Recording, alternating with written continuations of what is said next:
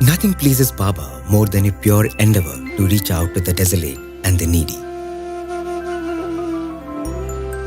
When this happens, he manifests in ways inconceivable and even dramatic.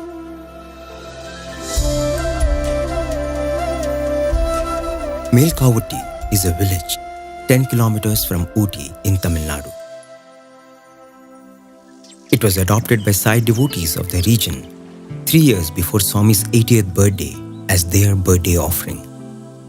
But little did they realize that the divine hand had led them there to change their lives forever through a miracle.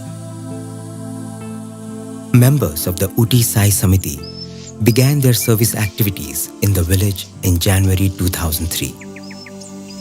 They decided to first do an early morning Nagar Sankirtan around the picturesque village surrounded by mist-laden hills. After completing the bhajans, they visited every home in the village to give prasadam. It is then that they spotted a house at the end of a lane, dilapidated and consigned to oblivion.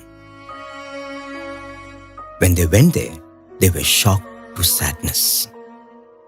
On the damp, cold floor was lying an old lady. Wherever they looked, they saw around only abject poverty and neglect.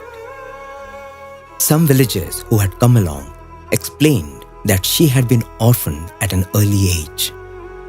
The little plot of land she inherited was the only source of a meager income that kept her body and soul together.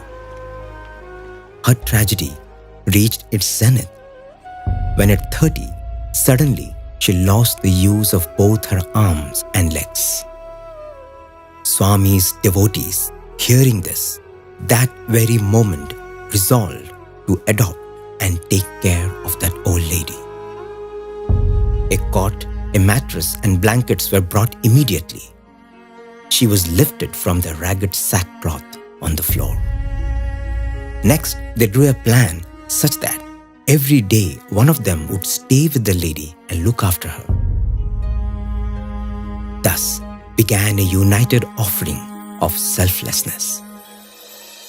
Months rolled by and there was no decline in the enthusiasm of the service rendered.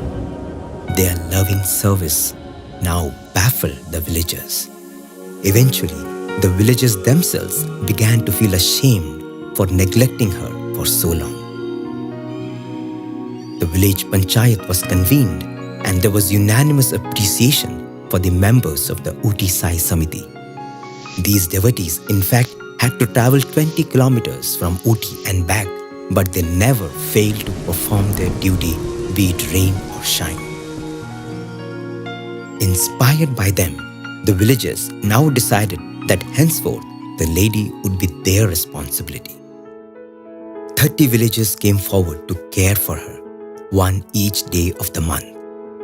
Slowly, there was a healthy competition, so they had to draw lots. All the days of the month were thus covered, and the specific date for each family was written on a piece of paper and offered to Bhagwan. The villagers also began to redo her house. They painted the walls, cemented the floor, and repaired the roof. They also began cooking her food in the renovated kitchen.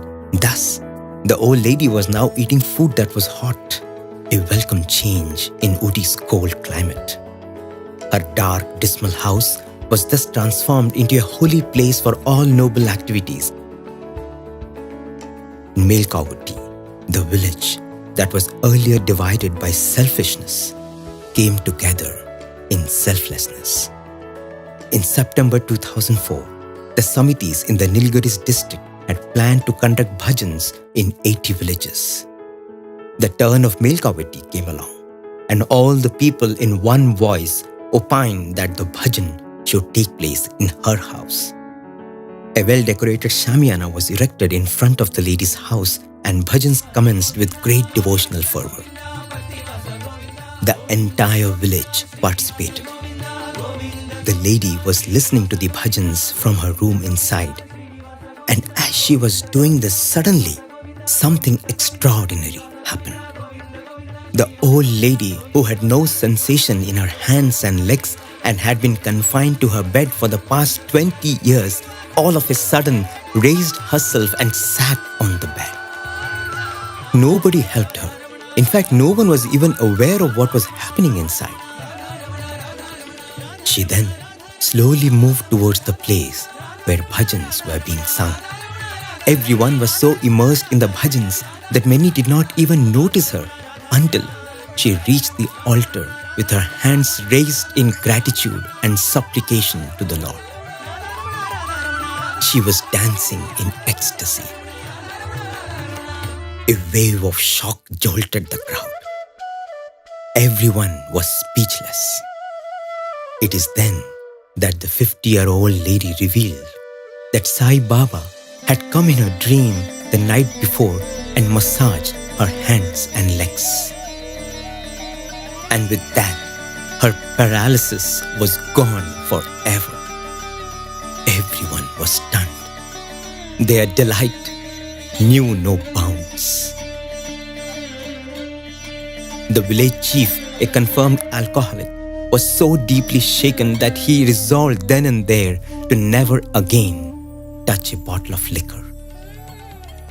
Baba entered this obscure little village through his devotees to perhaps demonstrate how unity and purity can draw the power and grace of divinity. And hasn't Baba reinforced this truth in each one of us too?